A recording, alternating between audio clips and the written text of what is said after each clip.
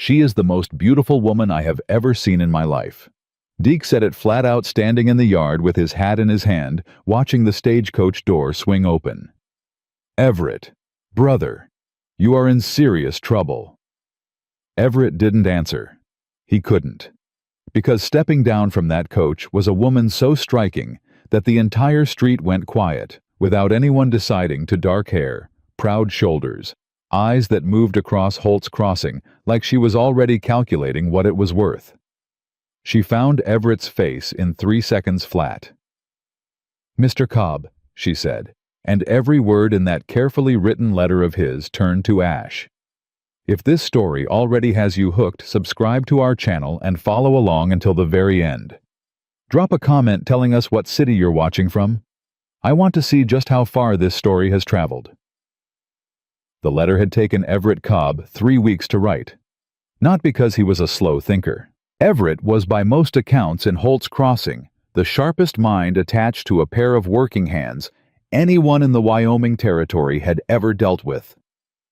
He could price a cattle deal in his head before the other man had finished talking, could read weather 3 days out by the smell of the wind, and could fix a broken pump line in under an hour, using only what was already on the ranch. No. The letter took 3 weeks because Everett did not believe in wasted words. Every sentence had to mean something. Every requirement had to be clear. He was not writing a love letter. He was writing a contract, and he treated it like one.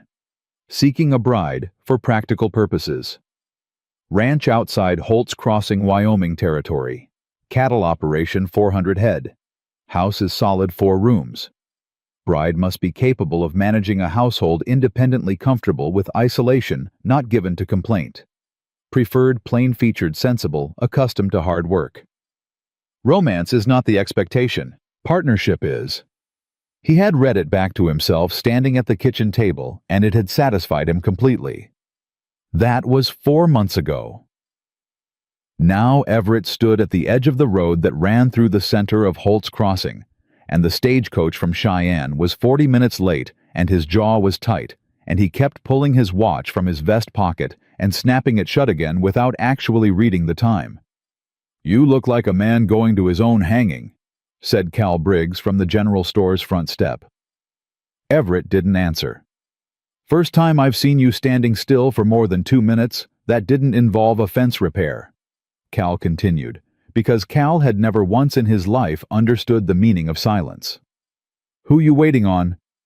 "Nobody," Everett said. Cal scratched his jaw. "You're standing in the road." "I'm standing beside the road." "Everett, go back inside, Cal." Cal went back inside. Everett pulled out his watch again, snapped it shut. He had not told anyone in Holt's Crossing what he'd done.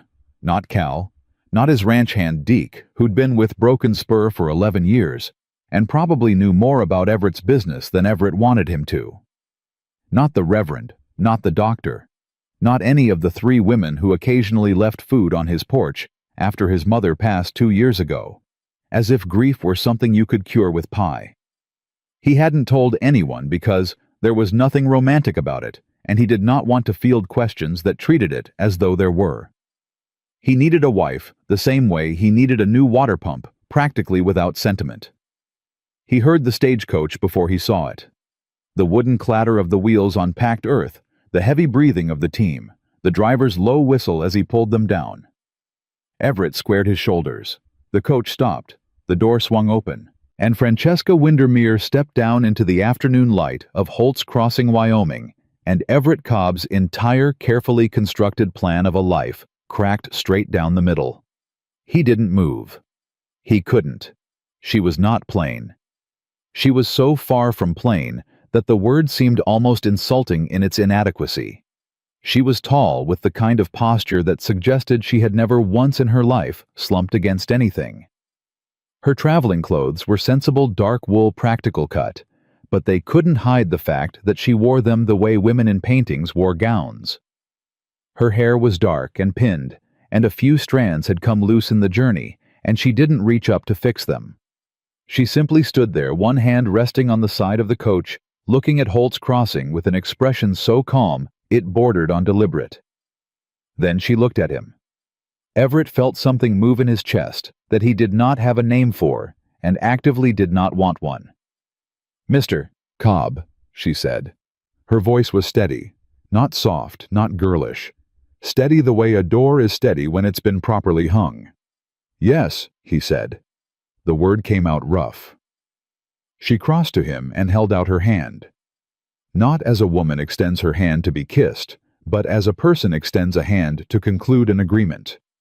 He shook it. Her grip was firm. "Francesca Windermere," she said. "I assume you have a wagon?" "I do." "Good." She glanced back at the stage. "I have 2 trunks. I would appreciate help with the heavier one." She walked past him toward the coach without waiting for his response. Everett stood there for a full 3 seconds before his body remembered how to function. The ride out to Broken Spur took 40 minutes on a good road. Everett drove. Francesca sat beside him on the bench and looked out at the land with an expression he couldn't read. He kept his eyes on the horses. After 10 minutes, she spoke. "Your letter said 4 rooms. "It does." "And you run 400 head." "Closer to 420 now. Good spring." She nodded. "Who manages the books?" He glanced at her sideways. "I do." "Do you enjoy it?" "No." "Then that can change," she said, simply, as though it were already decided. Everett tightened his grip on the reins. "Miss Windermere." "Mrs. Cobb," she said. "Or it will be once we reach a reverend. I understood that was the arrangement." "It is," he said. "But I want to be clear." "You want to be clear that this is practical," she said. She wasn't looking at him. She was still looking at the land. "That you don't expect affection or sentiment. That you need someone capable, not someone decorative." He said nothing. Said, "I read your letter twice," she said. "I understand the terms." He should have felt relieved. That was exactly what he had wanted, a woman who understood the terms. A woman without illusions. He should have felt relieved. He did not feel relieved. "Why did you come?" he said before he could stop himself. She turned then and looked at him directly, and he had to concentrate very hard on keeping his eyes on the road. "Because the terms suited me," she said. "I'm not looking for sentiment either, Mr. Cobb." She turned back to the land. Everett said nothing for the remaining 30 minutes.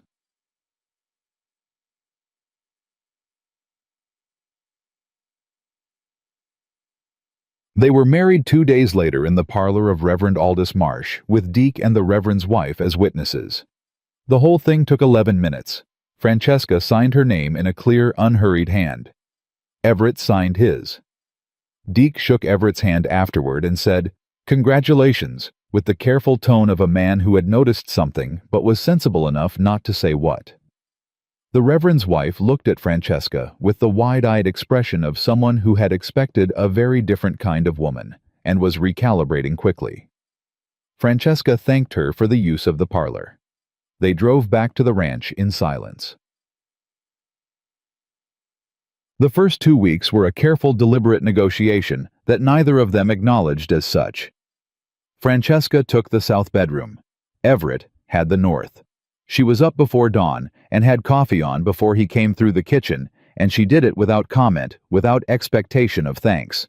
She walked the property on the 3rd day alone, without asking permission, just put on her boots and went. When she came back, she sat across from Everett at the kitchen table and said, "The fence along the creek pasture is going to fail before fall." He stared at her. "I know that." "Do you have the wire?" "I have some." "You'll need more. Also, your grain ledger is 3 months behind." "I've been busy." "I can see that." She pulled the ledger toward her. "May I?" He watched her open it and look at the columns with the sharp, efficient focus of someone who had done this before. Her finger moved down the page without touching it, just hovering, tracing the numbers. "Who taught you books?" he said. "My father." She didn't look up. "He ran a shipping concern in Philadelphia for 20 years. I kept his ledgers from the time I was 14. Philadelphia. Everett processed that. That's a long way from Wyoming. Yes, she said. She closed the ledger and looked at him. It is. She did not elaborate. He did not ask. But something shifted in the room, small, barely perceptible, like the moment before weather changes, when the air just slightly alters its character. On the 6th day, something happened that Everett would think about for a long time afterward. Deke came in at noon, hat in hand, with the particular look he wore when something had gone wrong that was going to cost money. "That bull you bought from the Harmon place," he said. "He's through the north fence and into the Calder property." Everett was already reaching for his coat. "Calder's boy saw him," Deke continued. "He's not in a forgiving mood." "He never is." Francesca appeared in the kitchen doorway. "Is this the bull you paid $280 for at the Cheyenne auction 3 weeks before the season?" Both men turned and looked at her. "I read the purchase records," she said without apology. "You'll need to go now. Reed Calder won't wait. He'll make a claim at the county office if you give him time to get there first." Everett looked at her for a moment longer than was necessary. Then he looked at Deke. "She's right. Get the horses." They got the bull back. Reed Calder came out with his temper already at a boil, and he got louder when he saw Everett, and then Everett stepped out of the saddle and simply said, in the flat, even voice he used when he meant exactly what he said, "You'll be compensated for the fence and any damage to the grass, and that's the end of it." Calder sputtered. "I want—" "That's what's happening," Everett said. "Do you want to disagree with me on my own land?" Calder went quiet. They drove the bull home.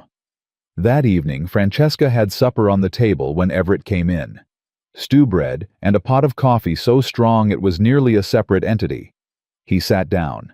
She sat across from him. Neither of them spoke for a full 2 minutes, which with Francesca in the room felt different from the silences he'd lived with for the previous decade. Those silences had been empty. This one had weight. "You knew about the Calder property line," he said finally. "I looked at the survey maps in your files." "Nobody looks at survey maps for fun." "I wasn't doing it for fun," she said. "I was doing it because I live here now."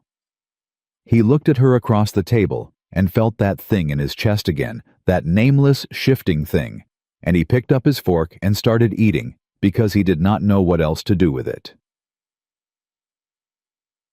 Week 3 was when the trouble started.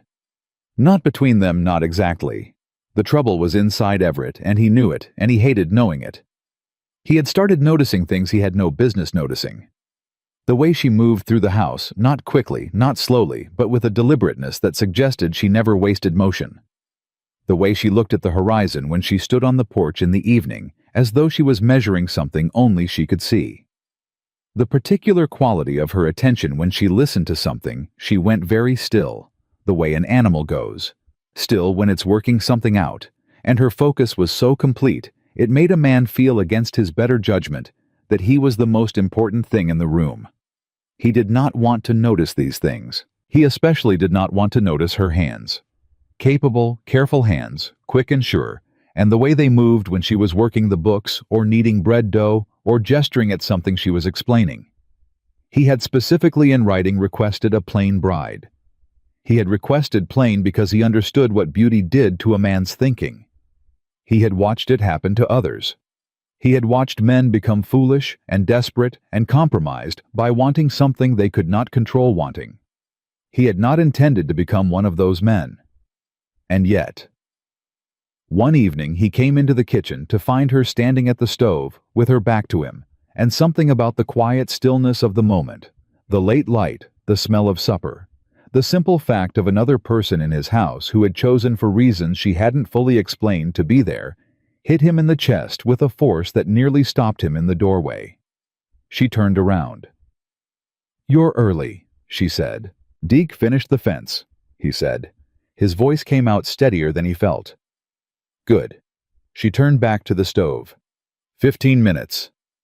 He sat down at the table and stared at the wood grain and told himself with considerable force to get a grip on himself. It didn't entirely work. Yag.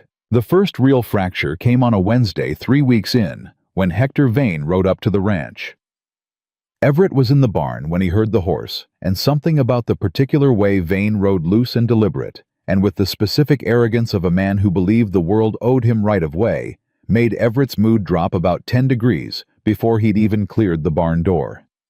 Vane was already off his horse and standing in the yard when Everett came out, and Francesca was on the porch, and Vane was looking at her with an expression that made Everett's hands go still at his sides. "Cobb," Vane said without looking at him. "I heard you got married." "That's right." Vane looked at Francesca the way a man looks at a purchase he's considering. "Didn't expect that." He said it as though it were a compliment, which made it worse. Francesca looked back at him with an expression of complete unruffled composure. She did not smile. She did not look away. She simply looked at him the way a person looks at something they've already classified and found uninteresting. Vane seemed to find this unsettling. "Ma'am?" he said with an attempt at charm. "Mr. Vane," she said.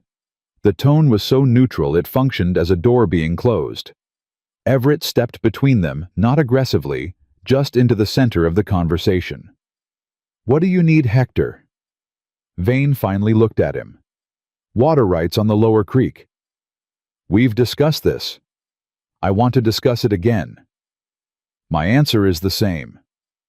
Vane smiled the kind of smile that didn't involve his eyes. "Things change," he said. "New circumstances, new—" He glanced toward the porch. "Arrangements." "Nothing's changed," Everett said. "You want to discuss water rights, go through the county office. You want to stand in my yard making implications, ride back out." Vane held his gaze for a moment. Then he tipped his hat toward Francesca. Not Everett mounted up and left. Everett stood in the yard and listened to the hoofbeats until they faded. Then he turned. Francesca was still on the porch. Her expression hadn't changed. "He's been trying to take that creek access for 2 years, Everett said. "I know," she said. "I saw the county dispute file in your papers." He stared at her. "You read the county dispute file?" "I read everything in your filing cabinet," she said. "You should know that. I told you I manage books. Books don't exist in isolation. They're connected to everything else." She paused. "He's not going to stop." "No," Everett said. "Then we'll need to be ready," she said. She said we without any emphasis, without any deliberateness, the way people say a word they've been using for years without thinking about it. Everett stood in the yard for a moment after she went back inside. Then he followed her in. That night, he lay in the north bedroom and stared at the ceiling, and told himself very plainly and directly, in the way he told himself things he needed to hear, that this had to stop.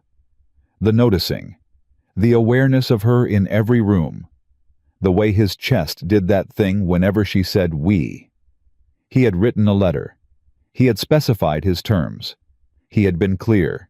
He had not specified anything about this inconvenient, unwelcome, entirely irrational pull toward a woman who had walked into his life on the basis of a practical arrangement and was now somehow occupying more of his thinking than the 420 head of cattle, the disputed water rights, the failing north fence, and the 3 months of back-ordered ledger work combined. He was a practical man. He was going to handle this practically. He was going to ignore it until it went away. He closed his eyes. In the south bedroom, separated from him by 1 wall and 14 feet of silence, Francesca Windermere, Francesca Cobb, now legally and on paper, was almost certainly not thinking about him at all. Which was, he told himself, exactly as it should be. The ceiling offered no opinion. Everett didn't sleep for a long time. He lasted 4 days. 4 days of practical, deliberate ignoring. 4 days of keeping his eyes on his work, his hands on his tools, his mind on cattle and fence lines and water rights, and everything else that was real and manageable, and did not look at him across a supper table with those quiet, measuring eyes. 4 days, and then Francesca walked into the barn on a Thursday morning with the account ledger under her arm and said, "You've been overpaying the Harmon feed supplier by $11 a month for the past 2 years," and Everett dropped the bridle he was oiling. "How much?" he said. $264 over 24 months. She set the ledger on the workbench and opened it to a page she'd marked with a folded slip of paper. "He's been rounding the per-unit cost up by a fraction each invoice. Small enough that it doesn't trigger attention, large enough that it adds up." Everett looked at the numbers. Then he looked at her. "You found that in 3 weeks." "I found it in 4 days," she said. "I spent the rest of the time verifying it, so I was certain before I said anything." He stared at the ledger. $264. That was nearly a month of wages for 2 hands. "I want to be clear," he said slowly. "You're telling me that Walt Harmon has been skimming this account for 2 years. I'm telling you the numbers say so. What you do with that is your business." "It's our business," he said, and then heard himself say it and went very still. Francesca didn't react. She simply looked at the ledger. "Yes," she said. "I suppose it is." He drove to the Harmon place that afternoon. He came back with $264 in his coat pocket and a receipt signed by a man who had gone the color of old flour when confronted with the specific documented evidence of his own dishonesty. Deke was waiting in the yard when Everett returned. He looked at Everett's expression, then at the pocket and said, "She found something." "Don't start," Everett said. "I wasn't starting anything," Deke said. "I was finishing something I've been thinking since the day she got here." He paused. "She's good." "She's capable," Everett said. "Everett. Get back to work, Deke." Deke got back to work, but he was smiling, and he made very little effort to hide it. That night, Everett put the $264 on the kitchen table in front of Francesca without a word. She looked at it. Then she looked at him. "He didn't argue," she said. "He tried." "What happened?" "I showed him the ledger pages you'd marked." A small, brief expression crossed her face. Not quite a smile, something more restrained than that, but in the neighborhood. "Good," she said. Everett sat down across from her. The money sat between them on the table. Outside, the wind picked up and pushed against the house, and the lamp between them flickered once and steadied. "Why did you really come here?" he said. The question hung in the air. She looked at him for a moment, not guardedly, just quietly, as though she were deciding something. "I told you," she said. "The terms suited me." "That's not the whole answer." She was quiet for a moment. "No," she said. "It's not." He waited. "My father died 14 months ago," she said. The shipping concern went to his business partner under the terms of his will. The house was sold to pay debts I didn't know existed. I had his name, his skills, and about $40. She paused. "I'm not telling you this for sympathy. I know that. I'm telling you because you asked an honest question and you deserve an honest answer." She folded her hands on the table. "I saw your letter. A man who wanted capability over prettiness, practicality over performance. That was the first honest thing I'd read in 2 years." Everett looked at the table. At the money. At her hands folded quiet and still. "I'm sorry about your father," he said. "Thank you," she said. Neither of them spoke again, but the silence was different now. It had something in it, some new weight, not heavy, but present like the first warmth after a cold that's broken. He went to bed that night and stared at the ceiling again. But this time, he wasn't telling himself to stop noticing her. He was thinking about a woman who'd lost everything, walked into a stranger's practical arrangement, and within 4 days had found $264 he'd never known was missing. He didn't sleep for a long time. But the reason had changed. Chatroy. The following week, Hector Vane came back. He didn't come alone this time.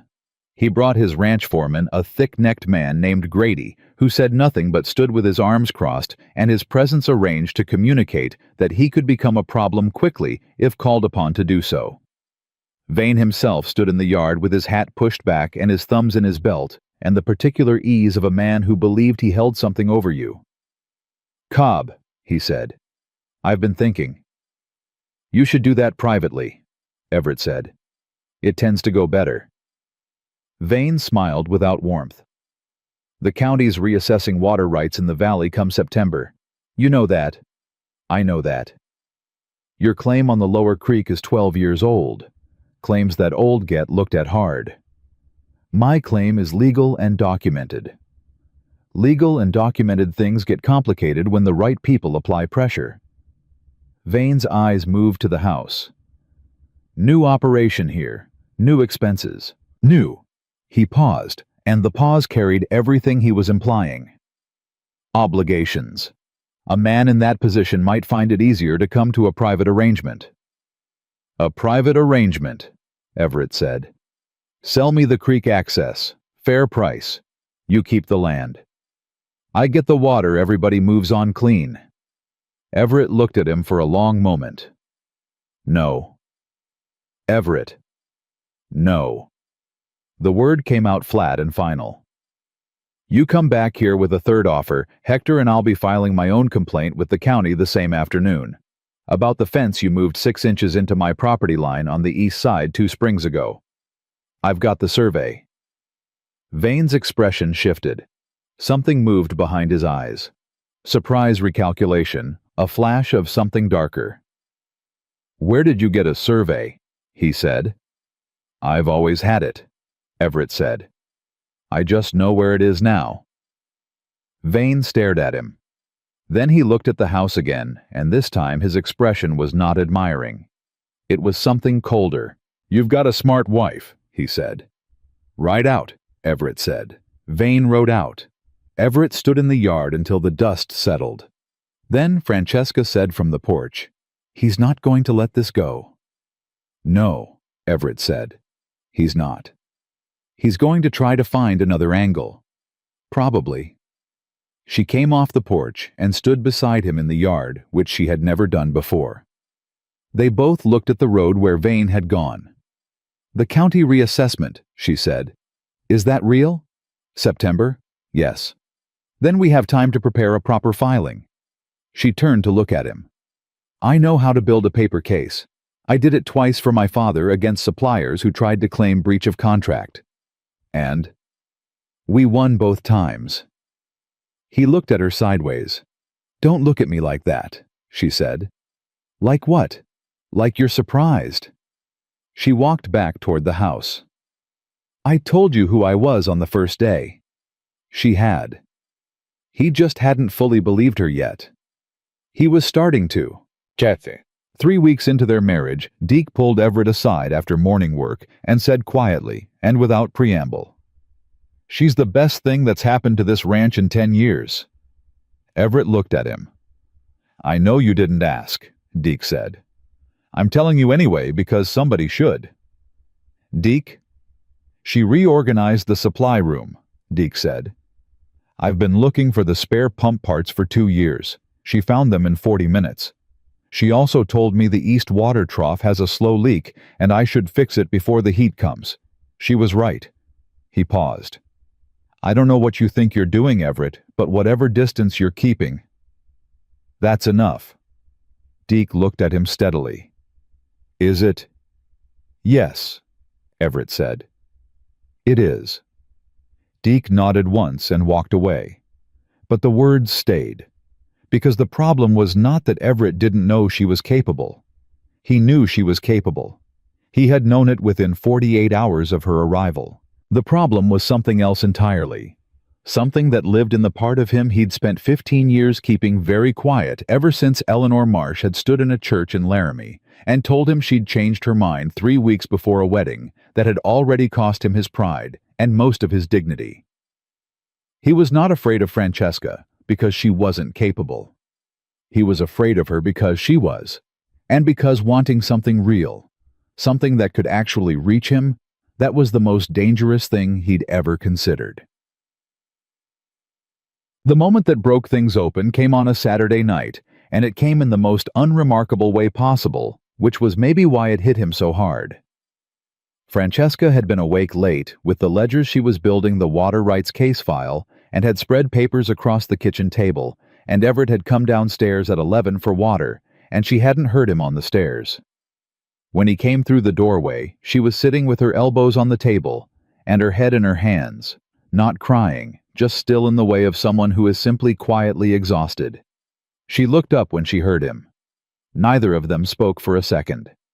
"I didn't know you were still up," she said. Her voice was even, but something in it was worn thin. "Are you all right?" he said. "Yes." Then, "No, I'm—" She stopped, pressed her hands flat on the table. "I'm tired, that's all." He got his water, but he didn't leave. He stood at the counter and looked at her and said, "You don't have to do this tonight.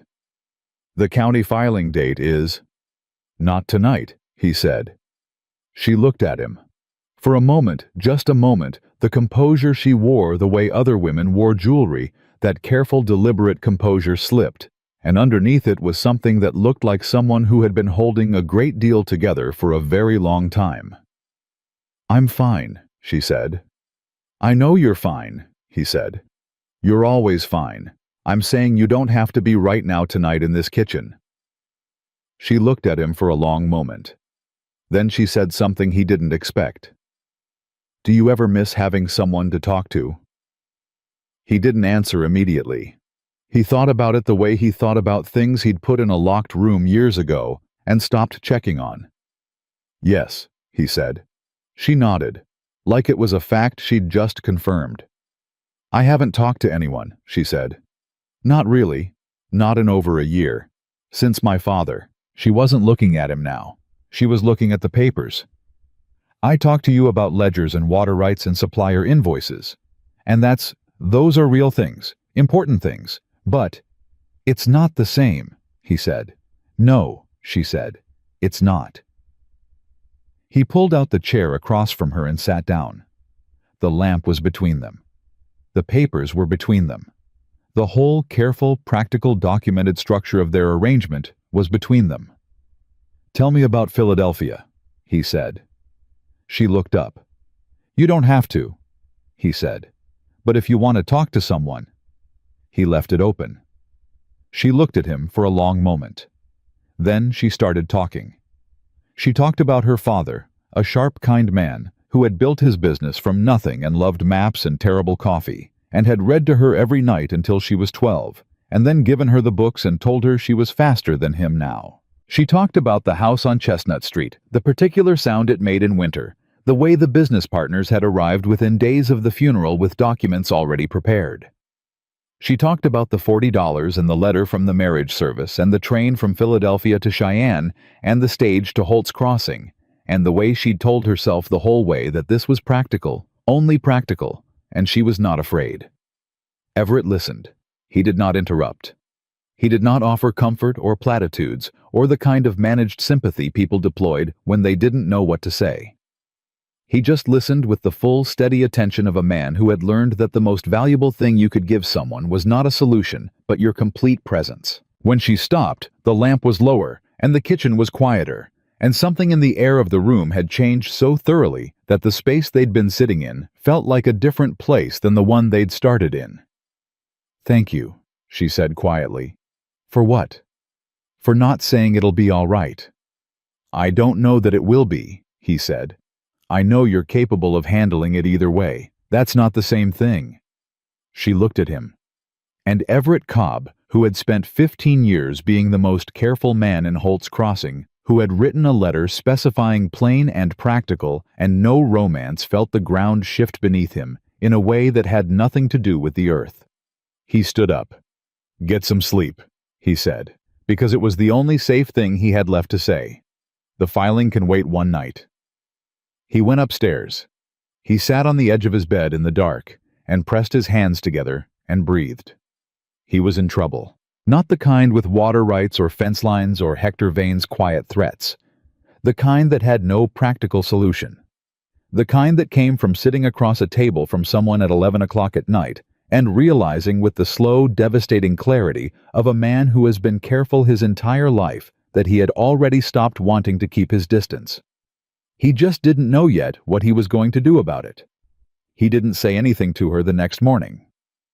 He came downstairs, poured his coffee, and Francesca was already at the table with the ledger open and the papers reorganized and her composure back in place like it had never moved an inch. She looked up when he came in and said, "Good morning," and he said morning, and that was the whole of it. But something had changed. They both knew it. Neither of them said so. He went out to the cattle. She stayed with the filing. And the day moved forward the way days do, when two people are both very carefully not addressing the thing that has become impossible to ignore.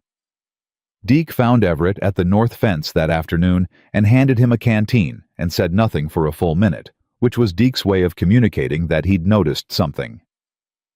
"Don't," Everett said. "I didn't say a word." "You were about to." Deke drank from his own canteen. "I was going to ask about the East Trough repair, actually." Everett looked at him. "But since you brought it up," Deke said, "what exactly are you so afraid of?" "I'm not afraid of anything." "You're the most careful man I've ever worked for," Deke said. "Careful with money, careful with cattle, careful with people. Careful is good. Careful keeps a ranch running." He paused. "Careful also keeps a man alone for 15 years and counting." "Deke." "I'm done," Deke said. He handed back the canteen and walked toward the trough. Everett stood at the fence and looked at the land and told himself for what felt like the 100th time in recent memory that he had this under control. He was a worse liar than he used to be. He wasn't sure when that had happened. The letter arrived on the Tuesday. Francesca brought it in from the road with the rest of the post and set it on the table without comment. But when Everett picked it up and saw the return address, a law office in Cheyenne, his jaw tightened. He read it standing up. When he finished, he set it down. "What is it?" Francesca said. She was watching him with that steady attention of hers. "Vane filed early," he said. "He went to a Cheyenne attorney and submitted a counterclaim on the creek access. Claims the original documentation on my water right is improperly recorded."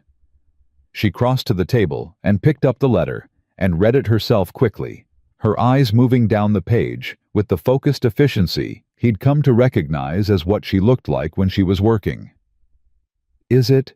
she said. "Improperly recorded." "I don't know. It was filed before I bought the property." "Who filed it originally?" "The man I bought from, Carl Edsel. He died 4 years ago." "Are there heirs?" "A daughter. In Denver, I think." Francesca set the letter down. "Then we need the original deed filing from the county records office, and we need to find the Edsel daughter before Vane does." She paused. "He has a Cheyenne attorney. That means money and time. We have about 6 weeks before the county reassessment, and if he gets the original filing questioned before we can produce documentation." "I know what happens," Everett said. She looked at him. "Can you get to the county records office this week?" "I'll go Thursday." "I'll come with you." He started to say that wasn't necessary, and then stopped himself because it was necessary, and they both knew it, and saying otherwise was just pride dressed up as practicality. "Thursday," he said. She nodded and picked up the letter again and made a small notation in the margin with a pencil she produced from her apron pocket, and Everett watched her and felt two things simultaneously, a deep, settling gratitude and a terror so quiet it barely made a sound. 1. Wednesday night, someone cut the fence on the south pasture. Deke found it at first light a clean cut, not a break done with wire cutters, and 17 head of cattle had drifted through in the night. It took half the morning to find them, push them back, and patch the line, and by the time Everett came in for noon, he was covered in dust and short on patience. Francesca had coffee waiting. She took one look at him and said, "The south pasture." "How did you—" "I heard Deke's horse at 5:30. He only rides that fast when something's wrong." She poured his coffee. How many head? 17. We got them back. It was deliberate, she said. Yes. Vain. I can't prove it. She sat across from him. He filed the counterclaim Tuesday. Your fence is cut Wednesday. That's not coincidence. That's a man telling you he has other tools besides lawyers. Everett drank his coffee and said nothing, because she was right, and saying so out loud felt like inviting more of it. He's trying to run you down before the reassessment, she said. Drain your time, your resources, your attention. If you spend the next 6 weeks reacting to what he does, you won't have the energy to build your own case. I know his game. Then stop playing it his way, she said. Let Deke manage the property defense. You and I focus on the documentation. She leaned forward slightly. Everett, he wants you angry and reactive. Don't give him that. It was the first time she'd used his given name. He noticed. She noticed that he noticed. Neither of them addressed it. All right, he said. She leaned back. The moment passed. But it left something behind the way footprints stay in the ground after someone has moved on. They drove to the county records office in Millhaven on Thursday. It was a 2-hour ride, and they spent most of it going through what they knew about the original filing, and Everett found himself talking through the history of the water. Right with the specific ease he'd only ever had with one other person. His father 20 years dead, where the thinking and the talking happened simultaneously, and the other person kept up without needing things repeated. Francesca listened and asked questions that cut straight to the gaps, and never asked him to explain something twice. At one point she said, You've known since you bought the property that Vane wanted that creek. Since the 2nd year. Why didn't you secure the documentation then? Because I won the first 2 county conversations without it, and I thought that was the end of it. Vane doesn't end things, she said. He waits. I know that now. She looked at him. You're not the kind of man who makes the same mistake twice. No. Good. She looked back at the road. Neither am I. The county records office was a low-ceilinged room that smelled of old paper and the particular bureaucratic patience of a place that had been processing documents since before Wyoming was a territory. The clerk, a thin man named Fowler, who blinked a great deal, produced the original filing after 40 minutes of searching and set it on the counter with the air of a man presenting something dangerous. Francesca put on her reading glasses the first time Everett had seen them, small wire frames that she produced from her coat pocket, and read the document with the pencil in her hand, moving through it in the focused silence he'd come to associate with her best thinking. Here, she said. She pointed to a line in the filing. Everett leaned in. The original recording referenced a secondary survey mark that was listed under a different parcel identifier, a clerical error from the original filing small enough to be overlooked, significant enough to create ambiguity. That's what Vane's attorney found, Francesca said. This reference number. Can it be corrected? Not easily. But... She looked up at Fowler. Is there an amendment process for recorded clerical errors? Fowler blinked. There is. Requires original survey documentation and a sworn affidavit from a licensed surveyor. Do you have a licensed surveyor in Millhaven? We have one. Mr. Pratt. Is Mr. Pratt available this week? Fowler blinked again. I can inquire. Please do, Francesca said. Everett looked at her. She was already writing in the small notebook she'd brought from the wagon. You came prepared, he said. I always come prepared, she said without looking up. Mr. Pratt was available Friday. They made the appointment before they left the office. On the ride home, the evening coming down around them, Everett said, You would have been a good attorney. She was quiet for a moment. My father said that once, she said. I told him, women don't become attorneys. She paused. He said that was a limitation of the era, not of the capability. Everett looked at the road ahead. He was right. She didn't respond immediately. When she did, Her voice was quieter than usual. "Yes," she said. "He was." They rode the rest of the way in silence. But it was the kind of silence that had weight in it, real shared weight, the kind that only accumulates between two people who have stopped pretending certain things are not true. Friday came and went. Pratt examined the original survey markers on the Broken Spur property line and produced a preliminary report that supported the amendment. Francesca organized the documentation into the clean sequential case file she'd been building, and when Everett looked at it, laid out on the kitchen table that evening, he felt something he hadn't felt in years about the ranch. He felt secure in it. Not just practically secure, he'd been practically managing for a long time. He felt the specific security of knowing that someone else understood what he was protecting and why it mattered and had chosen to stand beside it. That was the thing nobody told you about loneliness. It wasn't the absence of people. It was the absence of that someone who understood what you were fighting for. He was standing at the table looking at the file when Francesca came in from the other room and stopped in the doorway. "What's wrong?" she said. "Nothing," he said. "Nothing's wrong." "Mine." He looked at her. "This is good work." "It's thorough work," she said. "Good and thorough aren't the same thing." "In this case, they are." She came to the table and looked at the file, stood beside him, close enough that he was aware of the warmth of her, the specific presence of her, the way she had of occupying space without demanding anything from it. "We should win this," she said. "Should," he said. "Vane has money and a Cheyenne attorney. We have documentation and a surveyor's report." She paused. "And we have time if we file the amendment before he can move to formalize the counterclaim."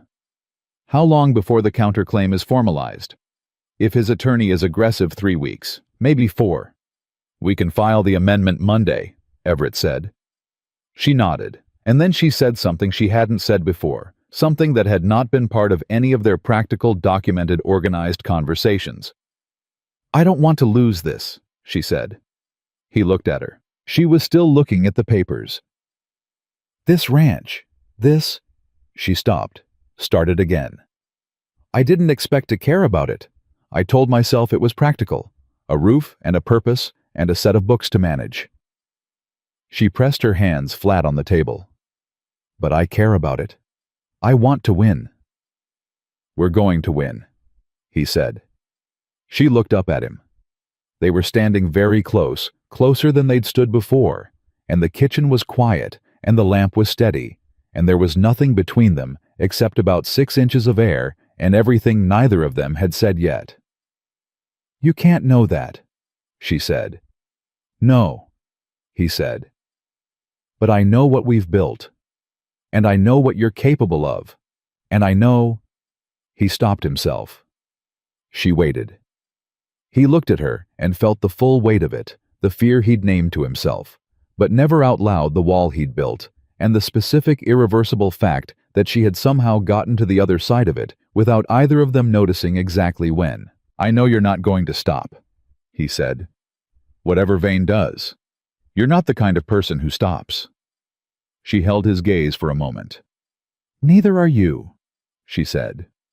She stepped back from the table and gathered the top papers into a neat stack and said she was going to get the amendment drafted for Monday's filing. And she walked to the other room, and Everett stood at the kitchen table with his hands at his sides and understood with the absolute clarity of a man who has run out of ways to lie to himself that he was not going to be able to keep calling this practical. He wasn't sure he wanted to anymore. And that was the thing that frightened him most of all. Because wanting something you couldn't control wanting was one thing. Deciding you were done being afraid of it was something else entirely. Something with consequences. Something that required courage of a kind that had nothing to do with cattle or fence lines or county water rights. Something he wasn't sure he had, but he was starting to think he might need to find out. That night, Hector Vane sent a man to Broken Spur. Not Grady this time. A different man, younger, with the particular blankness of someone paid to deliver messages and not generate opinions about them. He knocked on the door at 9 o'clock and handed Everett an envelope and left before Everett had opened it. Inside was a single line written in Vane's heavy, deliberate hand. "Sell me the creek access, or I'll make the next 6 months cost you more than it's worth." Everett read it twice. Then he folded it, walked to the kitchen, and put it on the table in front of Francesca. She read it. Then she looked up at him. "He's scared," she said. Everett stared at her. "The Cheyenne attorney," she said. "The cut fence. Now this." He wouldn't be escalating this fast if he thought he was winning. She held the letter between 2 fingers like it was something she'd already classified. "He knows about the surveyor." "How?" "Millhaven is a small town," she said. "People talk." She set the letter down. "He knows we filed for the amendment." "We haven't filed yet." "He knows we're going to." She looked at him steadily. "He's trying to frighten you into settling before we do." "Is it working?" Everett said. She looked at him with an expression that was as close to humor as he'd ever seen on her face, sharp and dry and entirely real. "Is it working on you?" she said. He picked up the letter, walked to the stove, opened the grate, and put it in. "Monday," he said. "We file Monday." Francesca watched the paper catch. "Monday," she agreed. They filed the amendment Monday morning, before the county office had been open 20 minutes. Francesca carried the case file herself. Everett drove. They said almost nothing on the road to Millhaven, but it wasn't the silence of 2 people with nothing to say. It was the silence of 2 people who had said enough the night before that the morning didn't need to be filled. Fowler at the records desk took the file, reviewed the documentation with his characteristic slow blinking, and stamped the amendment application with a sound that felt to Everett like the closing of a door Vane had been trying to push through for 2 years. "Processing takes 5 to 7 days, Fowler said. "We understand," Francesca said. "We'll need confirmation of receipt in writing, please." Fowler blinked. "That's not standard." "It is when there's a counterclaim already filed by an opposing party," she said. Pleasantly. Absolutely without flex. Fowler produced a receipt. Everett took it, looked at it, and handed it to Francesca, who folded it into the case file with the same careful precision she brought to everything. On the steps outside, Everett stopped. "You knew he'd resist the receipt," he said. "I knew he might." She tucked the file under her arm. "I also knew that if Vane's attorney shows up tomorrow claiming we never filed, we have a stamped signed receipt proving otherwise." She looked at him. "Documentation is only useful if you can prove it exists." He looked at her for a moment in the morning light, really looked at her the way he'd been trying not to for weeks. "Come on," she said, and walked toward the wagon. He followed. Vane's response came faster than either of them expected. Not another letter this time. On Tuesday evening, Cal Briggs came out to Broken Spur, drove out himself, which he hadn't done in the 3 years since Everett's mother died, and he came with the particular expression of a man carrying news he'd rather not be carrying. "You should know," Cal said, standing in the yard with his hat in his hands, "that Vane was in my store this morning, talking." "Talking about what?" Everett said. Cal glanced toward the house. "About your wife." The air changed. "What did he say?" Everett's voice came out very level, which was what happened when he was genuinely angry rather than just irritated. "Said she came out here under false pretenses. Said the marriage service she came from has a reputation for sending women with—" Cal stopped. Started again. He used the word history. Said she had a history in Philadelphia. Financial irregularities. Said her father's business failed because of her mismanagement and that there were people in Philadelphia who'd say so. Everett stood very still. "Is any of it true?" Cal asked carefully. "No," Everett said. "I didn't think so. But Holt's Crossing talks Everett. You know that.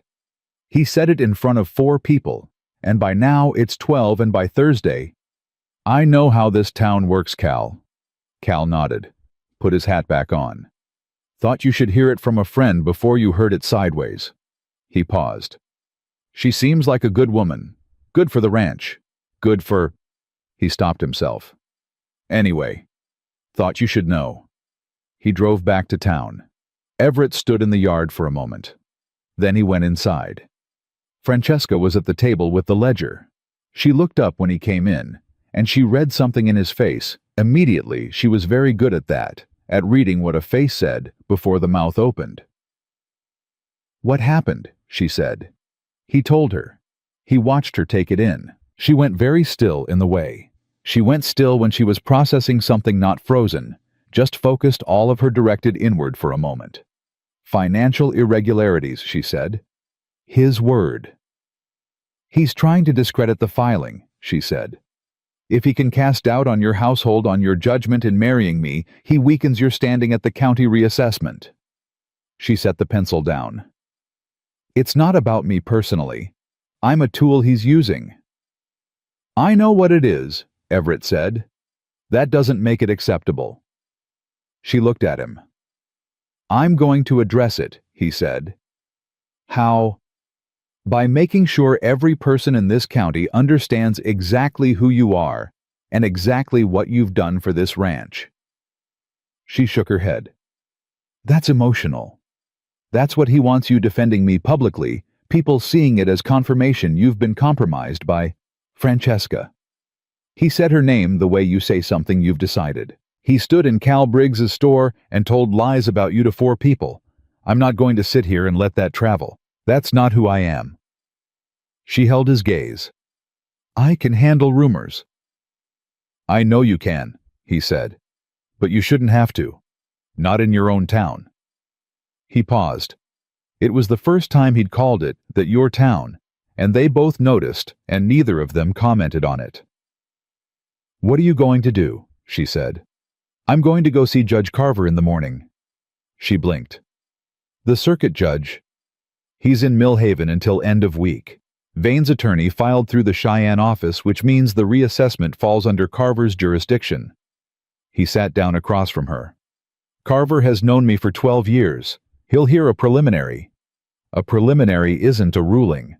"No, but it puts Vane's attorney on notice that we're not going to sit quiet while he runs a character campaign on the side." He looked at her steadily. "And I want it on record formally that any claims about your background are unsubstantiated and retaliatory in nature." She was quiet for a moment. "You've thought this through," she said. "I thought it through on the ride back from Cal's." "That's 20 minutes. I think fast when I'm angry." Something moved in her expression, not quite the smile she almost never let through, but the shadow of one, something warm and brief. "I've noticed," she said. They sat across the table from each other, and for a moment, just a moment, neither of them was thinking about the filing, or the reassessment, or Hector Vane.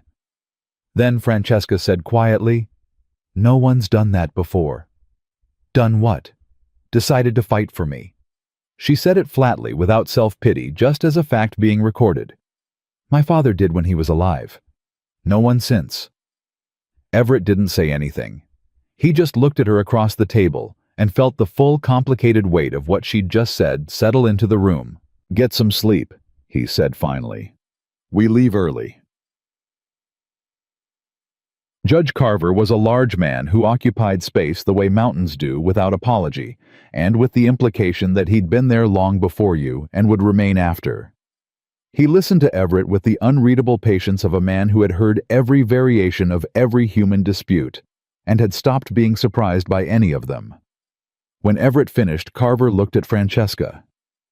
"Mrs. Cobb," he said, "do you have documentation supporting the legitimacy of your background and your father's business dealings?"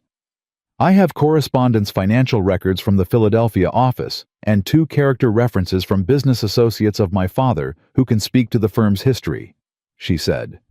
"I can have them here by Friday." Carver looked at her for a long moment. "You prepared for this?" "I prepare for most things," she said. He almost smiled. "Friday," he said.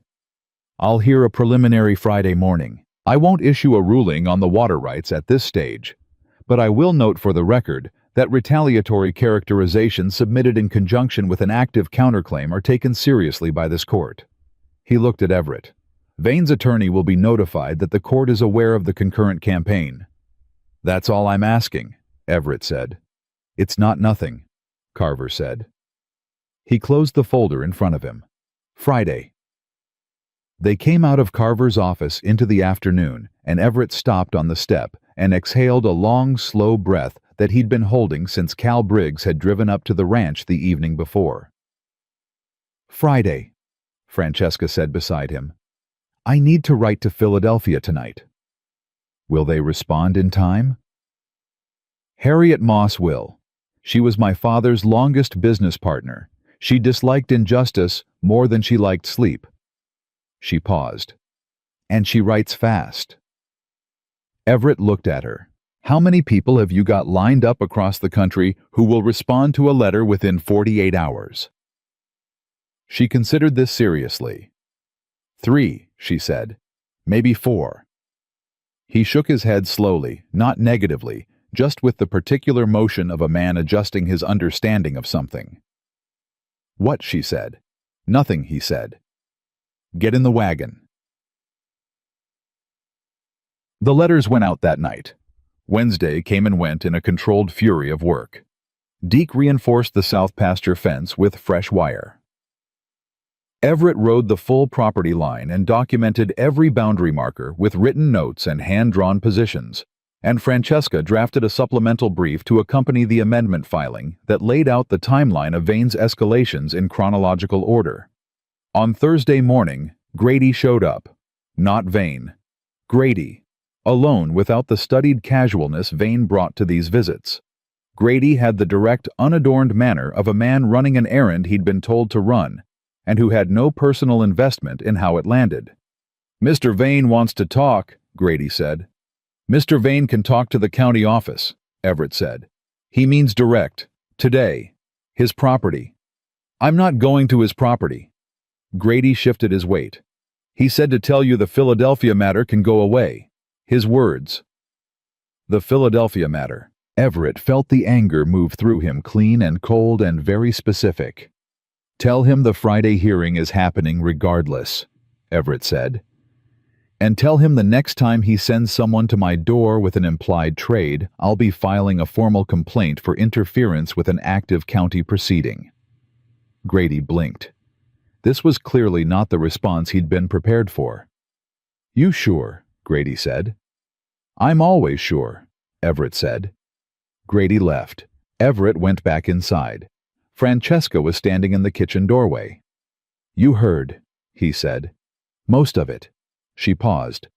The Philadelphia matter can go away. He's trying to trade. Drop the rumors in exchange for the creek access. I know what he's doing. She crossed her arms, not defensively, just thinking. He's more scared than I thought. He should be. She looked at him with that steady reading attention of hers. You've changed since that first letter arrived from his attorney. He frowned. What do you mean? You were managing this before, she said. Reacting, containing, holding position. Now you're moving forward. She paused. Something shifted. He held her gaze. Yes, he said. She waited. I got tired of being careful, he said. About... He stopped. Then he said it straight because he'd run out of other ways. About more than Vane. The kitchen was very quiet. Francesca looked at him for a long moment, long enough that he thought he'd miscalculated, pushed too far, broken the careful working equilibrium they'd built. And then she said, So did I. In a voice so quiet, it barely made a sound. He took one step toward her, and the sound of a horse arriving hard in the yard made both of them turn. It was Deke, and his expression killed anything else in the room. Somebody got to Pratt, Deke said from the doorway, breathless. The surveyor. His office burned last night. Not the whole building, just the back room where he keeps his working files. Everett stared at him. His preliminary report, Francesca said. Her voice had gone completely flat. Did he keep a copy elsewhere? That's what I went to ask him, Deke said. He keeps originals in a fireproof box at his house. The box is fine, but Everett... Deke paused. Pratt's scared. He told me he's not sure he wants to be involved in a county dispute where his property starts catching fire. Everett stood very still. Can you blame him? Deke said. No, Everett said. I can't.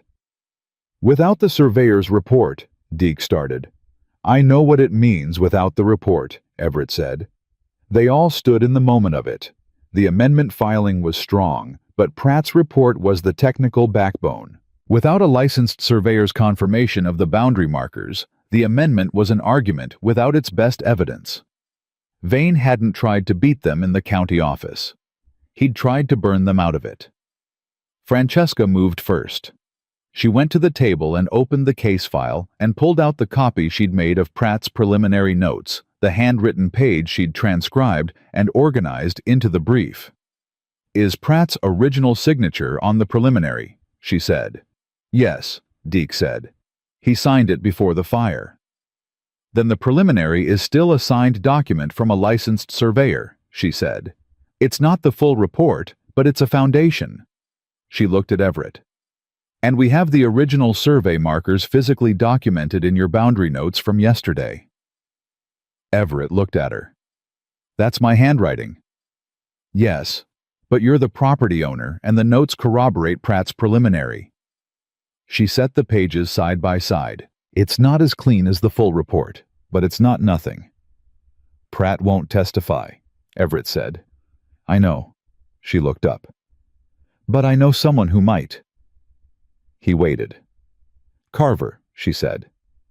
If we request that the judge personally view the survey markers before Friday's hearing, a site inspection, he doesn't need Pratt to testify. He sees it himself. A judge conducting a site inspection on a water rights preliminary. It's unusual, she said. It's not unheard of. And given that evidence in this case has now been destroyed. She paused. Carver takes that seriously. I watched his face this morning.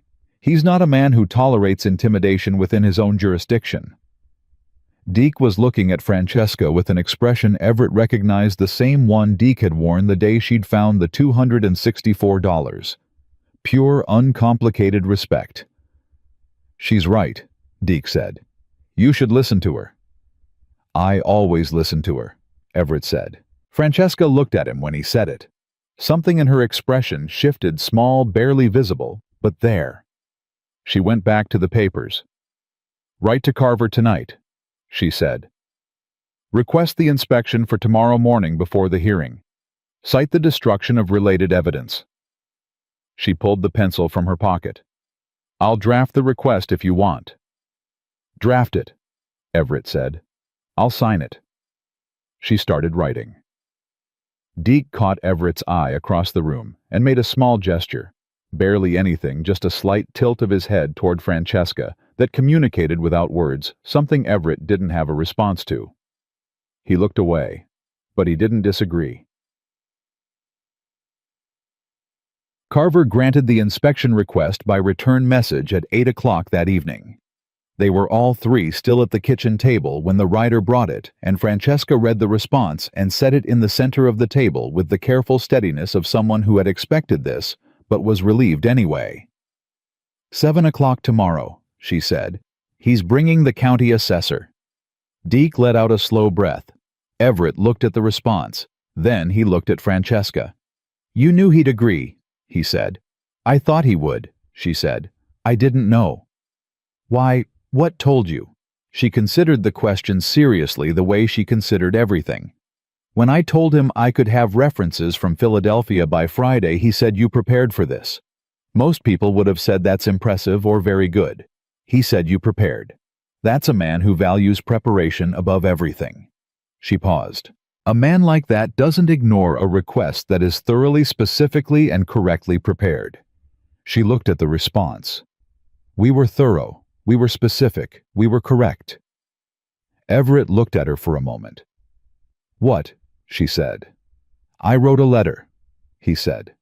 14 weeks ago, asking for plain and practical. She met his eyes. I want you to know, he said, that I understand now how completely I failed to understand what I was asking for." She held his gaze. The lamp was steady between them. The kitchen was very quiet. "Everett," she said, and his name in her voice had a quality he hadn't heard before. Something softer than her usual precision. Something that lived beneath the capability and the composure and the carefully maintained self-sufficiency. "I know," he said. "Tomorrow first." She nodded once, looked back at the papers, but her hands flat on the table weren't quite as still as they usually were. And Everett noticed, and this time he didn't tell himself to stop. 7 o'clock came in cold and clear, and Judge Carver arrived at Broken Spur exactly on time, which Everett had expected, and brought not only the county assessor, but also a court recorder, which he had not. Vane's attorney was there too. His name was Bellard, a compact, precise man from Cheyenne, who wore his suit like armor and carried a leather case with the particular confidence of someone who charged by the hour and wanted you to know it. He'd arrived 10 minutes before Carver, which told Everett he'd been notified of the inspection and had driven through the night to be present for it. Everett stood in the yard and watched Bellard climb down from his hired wagon and felt Francesca move to stand beside him. Not behind him, not a step back, but directly beside him, shoulder almost at his shoulder case file under her arm. Bellard looked at her, then at Everett, then at the file. His confidence did not waver, but something behind his eyes recalculated. Carver stepped forward and dispensed with pleasantries. "We'll walk the south line first. Mr. Cobb, lead the way." Everett led the way. What followed was 2 hours of the most precise and deliberate walk Everett had ever taken on his own property. Carver asked questions. Good questions, specific questions, and Everett answered them. And when the technical language of survey marks and parcel identifiers came up, Francesca opened the case file and produced the relevant documentation before anyone had finished asking for it. Bellard objected twice. Carver overruled him both times, not unkindly, but with the finality of a man who had already formed a working opinion and was in the process of confirming it. At the creek, Carver stood and looked at the water, and then at the boundary markers Everett had documented in his hand-drawn notes, and then at Pratt's signed preliminary, and said nothing for a full minute. "Mr. Bellard," he said finally, "your client's counterclaim hinges on the reference number discrepancy in the original filing." "That's correct, Your Honor." "The amendment filed Monday corrects that discrepancy with supporting survey documentation." Carver looked at the preliminary in his hand. "You're aware that the surveyor's working files were destroyed by fire 2 nights ago." "I'm aware of the fire," Bellard said carefully. "Are you aware of its cause?" A pause. "I am not." Carver looked at him steadily. "Neither am I. Yet." He handed the preliminary back to Francesca, who took it with both hands and put it back in the file. "We'll proceed to the hearing." They walked back to the ranch.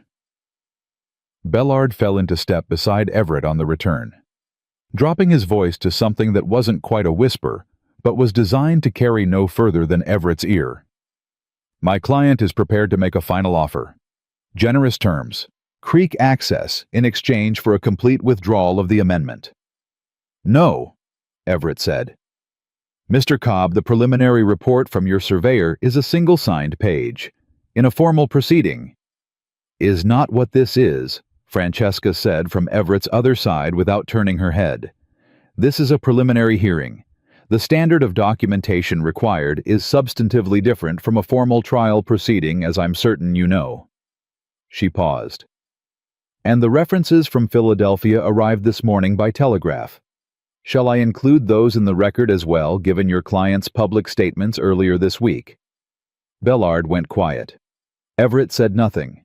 He just walked. The hearing took place in Carver's temporary chambers at the Millhaven Courthouse, a room barely large enough for the 6 people in it. Carver, the recorder. Bellard Everett, Francesca. and a man named Aldous from the county assessor's office who smelled of pipe tobacco and said almost nothing, but watched everything. Carver heard the amendment case first. Francesca had organized the file in the order he'd need it, and she passed documents to Everett as he presented them, and the whole thing moved with a clean, practiced efficiency that Everett could feel Bellard watching with increasing discomfort. Then Carver said, "Mr. Bellard, the court will hear the basis for the counterclaim." Bellard presented. He was good, precise, organized, technically fluent. He made the clerical error in the original filing sound like a deliberate misrepresentation rather than a recording mistake, and he built his argument around the ambiguity it created with the patience and craft of someone who had done this many times. When he finished, Carver looked at Francesca. "Mrs. Cobb," he said, "you've submitted supplemental documentation regarding the character claims attached to this counterclaim." "Yes, Your Honor." She stood. The supplemental brief includes telegraphed correspondence from Harriet Moss of the Philadelphia Moss Windermere Trading Company, confirming the firm's solvency and operational history under my father's management through the date of his death. It includes a letter from the firm's accountant of record confirming that no financial irregularities were identified in 22 years of audited accounts. And it includes a letter from my father's attorney confirming the terms of the estate settlement. She set the documents on Carver's desk. He looked at them. Then he looked at Bellard. "Your client made public statements about Mrs. Cobb's background," Carver said. "It wasn't a question." "Mr. Vane expressed concerns," Bellard began. "In a general store," Carver said, "to several members of the public, in a county where he has an active water rights dispute against Mrs. Cobb's husband." He set the documents down. "I'm going to note for the record that this court views the simultaneous submission of a counterclaim and a public character campaign against the opposing party's household as a matter of serious concern. I am not making a finding today. I am making a note." Bellard's expression didn't change, but his jaw tightened. "The amendment to the original water rights filing is valid," Carver said. "The clerical error has been properly corrected with supporting documentation. The counterclaim as submitted does not establish sufficient grounds to invalidate a 12-year-old recorded water right on the basis of a reference number discrepancy that has been formally corrected." He closed the folder. "Counterclaim is dismissed." The room was quiet. "Mr. Bellard," Carver added, "please advise your client that if this court receives any further reports of interference with evidence, witnesses, or property in connection with this matter, the response will not be administrative." Bellard nodded once, packed his leather case, left without looking at either of them. Aldous from the assessor's office finally spoke. "Hell of a filing," he said to Francesca and walked out. Carver looked at Everett. 12 years, he said. "Yes, sir." "Hold your ground that long, a man tends to deserve to keep it." He stood, which was as close to a compliment as Carver ever got, and extended his hand. Everett shook it. Then Carver looked at Francesca. "Your father's firm," he said. "Moss Windermere. I knew the name. Good reputation." "He worked for it," she said. "Clearly," Carver said, and left. They didn't speak much on the ride home. Not because there was nothing to say, there was more to say than either of them knew how to start on, but because the day had used everything, and sitting in the quiet of the wagon, with the afternoon coming down around them, felt for the first time in weeks like something close to peace. Deke was waiting in the yard when they pulled in. He took one look at their faces and said, "We won." "Counterclaim dismissed," Everett said. Deke pressed his lips together and nodded once with the restrained expression of a man who wanted to whoop and was too dignified to do it. Then he took the horses without being asked and led them to the barn and called back over his shoulder, "There's coffee on. I figured we'd need it." Everett and Francesca walked into the house. She set the case file on the table for the last time with the particular finality of something completed, and stood there with her hand resting on it for a moment. He stood in the kitchen and looked at her and thought about everything he'd said he was going to do after the hearing. All the things he'd told himself in the last 3 days that he was going to say when it was done, when the practical business was settled, when there was nothing left to hide behind. There was nothing left to hide behind. "Francesca," he said. She turned around. He didn't calculate it. He'd spent his whole life calculating, and he was done. "I told you when you arrived that this was practical," he said. "I told you I'd been clear about what I needed, and that romance wasn't part of the arrangement. I put it in writing. I was very thorough." She looked at him steadily. "I was wrong," he said. "Not about what I needed, about what I was capable of wanting." He paused. "I've been trying not to want more than the arrangement for 8 weeks, and I'm not good at it, and I don't think I want to get better at it."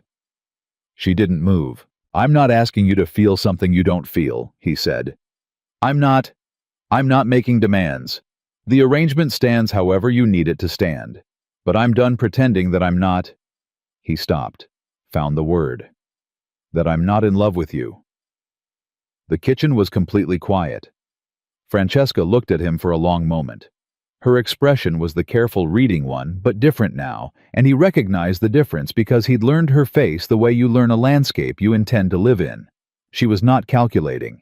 She was simply taking something in. "The night I sat at this table with my head in my hands," she said, "and you came downstairs and told me I didn't have to be fine." She stopped. "That was the first time in over a year that someone saw me. Not what I was capable of. Not what I could do for a situation. Me." Her hands pressed flat on the case file. "I didn't know what to do with it. I've been trying to figure out what to do with it ever since." "And," he said. "And I'm not very good at not knowing what to do," she said. "I find it extremely uncomfortable." He almost smiled. "I know.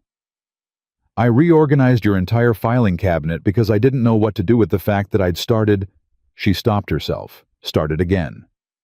"With the fact that this place felt like home faster than I expected. And you felt like—" She exhaled. Just once, just briefly, the composure thinning at the edge. "You felt like someone I had been trying to find for a long time without knowing I was looking." He crossed the kitchen. He stopped in front of her close enough that there was no longer any practical distance between them. "Francesca," he said, "tell me plainly, because I am not sophisticated about this, and I would rather hear it clearly than interpret it." She looked up at him. "I love you," she said. "I have for weeks. I just didn't have a practical reason to say it." He put his hands on either side of her face, careful the way he was careful with things that mattered, and he kissed her. Not tentatively, not with the hedging quality of a man who wasn't sure of his welcome. Fully. With everything he'd been holding back since the day she'd stepped off that stagecoach and looked at him like a person concluding an agreement and turned him completely inside out. She kissed him back the same way. When they separated, she kept her eyes closed for just a moment, just one, and then opened them and looked at him with an expression he had never seen on her before. Open. Fully, completely open. "That took us long enough," she said. "I'm a careful man," he said. "You're a stubborn man. Those aren't mutually exclusive." She laughed, a real one, not the almost smile, not the shadow of one. A real laugh, brief and low, and entirely unguarded, and it hit him somewhere behind his ribs, with a force that made the $264, and the water rights, and the county filing, and Hector Vane and all of it, feel very small and very far away. Vane came himself the following morning. No Grady, no attorney. Just Vane on his own horse arriving at Broken Spur with the specific deflated quality of a man who has run his best hand and watched it lose. Everett came out to the yard alone. Vane sat on his horse for a moment without speaking. He looked older than he had 2 weeks ago, which was what losing tended to do to men who weren't accustomed to it. "You're not going to sell," Vane said. "No. Not the creek, not any of it. Not any of it." Vane looked at the house, at the ranch, at Everett. "She's something," he said, and this time there was no implication in it, just a flat, reluctant acknowledgement. "I underestimated her." "Most people do," Everett said. "Once." Vane nodded slowly. The county assessor told me the amendment went through clean. It did. So that's it then. That's it, Everett said. Unless you'd like to involve Carver's formal jurisdiction, which I'd encourage you to think very carefully about before you decide. Vane looked at him for a long moment. You've changed, he said. Have I? Last year you would have negotiated. Last year I was managing alone, Everett said. I'm not alone now. Vane looked at the house one more time. Then he turned his horse. Tell your wife she builds a hell of a case. Tell her yourself, Everett said. She's standing on the porch. Vane turned and looked. Francesca stood on the porch with her arms crossed and her expression neutral and said nothing at all. Vane tipped his hat. She didn't tip anything. She just looked at him with the same calm, complete composure she'd worn the very first time he'd stood in this yard and tried to use his presence to communicate threat. He rode out. Everett walked back to the house. He tipped his hat. He said. I noticed, she said. That's as close to an apology as Hector Vane has ever come. It's not an apology, she said. It's a concession. Those aren't the same thing. No, he said. They're not. She looked at the road where Vane had gone. He'll be back eventually. Men like that don't stop permanently. They just stop until they think they see another angle. Then we'll be ready, Everett said. The way we've been ready. She looked at him. And then she did something he hadn't expected. She reached out and took his hand. Not dramatically, not with any ceremony. Just took it the way she did everything deliberately, completely without hesitation. He held it. Spring came to Broken Spur the way it always did without announcement, just a gradual warming in the ground and a change in the way the air moved, and the cattle filling out along the creek pasture that was legally documentedly and permanently theirs. Deke hired 2 new hands and stopped trying to hide his satisfaction about anything. Harriet Moss wrote again from Philadelphia, a longer letter this time, full of the sharp, affectionate impatience of a woman who had watched Francesca leave and thought it was a bad idea and had now fully revised her opinion based on available evidence. Francesca read the letter at the kitchen table with her reading glasses on and a small private smile that she didn't try to contain. Everett watched her and thought not for the first time how wrong he had been. Not just about the letter, about all of it. About what he'd thought he needed. About what he'd believed he was capable of. About the specific and total foolishness of a man who had sat down to write a list of requirements for a life and had not included on that list the possibility that he might be surprised. He had been surprised. He was grateful for it every single day. The Harvest Festival came in late September, and Holt's Crossing gathered the way it did every year the whole town, the noise and the food, and the particular social heat of people who had been apart long enough to be genuinely glad to see each other. Cal Briggs set up a table outside the store. The Reverend said something short and appropriate. Children ran in directions no one tracked. Everett and Francesca arrived together. She wore a deep blue dress he hadn't seen before, still practical. Still her, but with a quality to it that made a quiet argument about what the occasion deserved. She walked beside him through the crowd, and several people stopped them and spoke to her directly warmly, with the particular warmth of people who had revised their early assessments and were not subtle about it. Mrs. Aldous Marsh, the Reverend's wife, who had blinked so rapidly at the wedding, took Francesca's hands and said, "You have done wonders with that ranch," with the fervent sincerity of someone delivering a verdict they'd been holding for months. Francesca thanked her. She was gracious without being warm in return. She gave exactly what she had: no performance, no decoration, and somehow that made it more genuine, not less. Cal Briggs shook Everett's hand and said under the noise of the crowd, "Vane's been quiet." "Good," Everett said. "People talk, you know, about what happened at the county hearing, about what she built." Cal glanced at Francesca, who was speaking to someone else, now steady and composed and completely herself.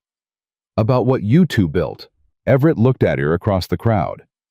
"Holt's Crossing talks," Cal said. "But it's saying the right things now." Later, when the afternoon had settled into evening and the crowd had thinned to the comfortable remainder of people who weren't quite ready for the day to be over, Everett found Francesca standing at the edge of the gathering, looking out at the hills, the way she looked at horizons, like she was measuring something. He stood beside her. "What are you thinking?" he said. She was quiet for a moment. "About Philadelphia," she said. "About the $40. About the train." She paused. "About how certain I was that I was making a practical decision. And now," she turned and looked at him fully directly with those steady eyes that had been reading him since the first afternoon. He'd stood at the side of the road, watching a stagecoach arrive, and felt his carefully written plans begin to come apart. "Now I think the most practical thing I have ever done," she said, "was walk toward something I didn't fully understand and decide to trust it anyway." He reached out and took her hand the way she'd taken his, deliberately, completely, without ceremony or hesitation. She held it.